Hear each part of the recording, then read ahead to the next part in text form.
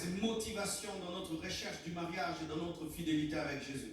C'est l'intimité engendrée par les expériences, la fidélité engendrée par l'expérience. Je vais un peu expliquer cela, enfin, même s'il y a des célibataires, je vais un peu expliquer cela. Je suis beaucoup dit. Alors, voici. Certaines personnes sont intimes à Jésus-Christ à cause des émotions. Et lorsque les émotions cessent, tout s'estompe. Quand on ne sent plus le coup de foudre pour Jésus, on s'arrête. Ce sont des personnes qui sont très émotives.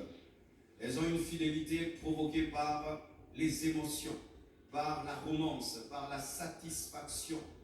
Et lorsqu'elles ne ressentent plus les émotions, du coup, la fidélité et l'intimité est brisée. Vous voyez encore, Pierre, Jacques et Jean se retrouvent à la montagne de la transfiguration dans Matthieu 17, versets 1 à 5. Ils ont une grande expérience, des émotions terribles. Jésus-Christ est transfiguré. Élie et Moïse apparaissent. C'est extraordinaire, mes frères. Waouh!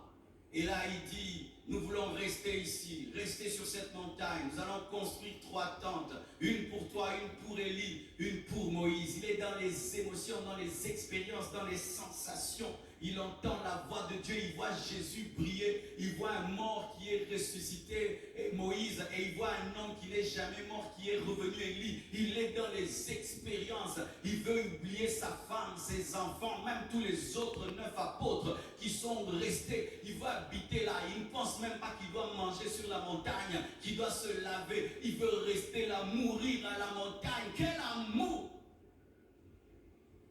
Mais le même Pierre, lorsqu'il descend de la montagne et qu'il se retrouve seul, il dit, je ne l'ai jamais connu alors qu'il a vu sa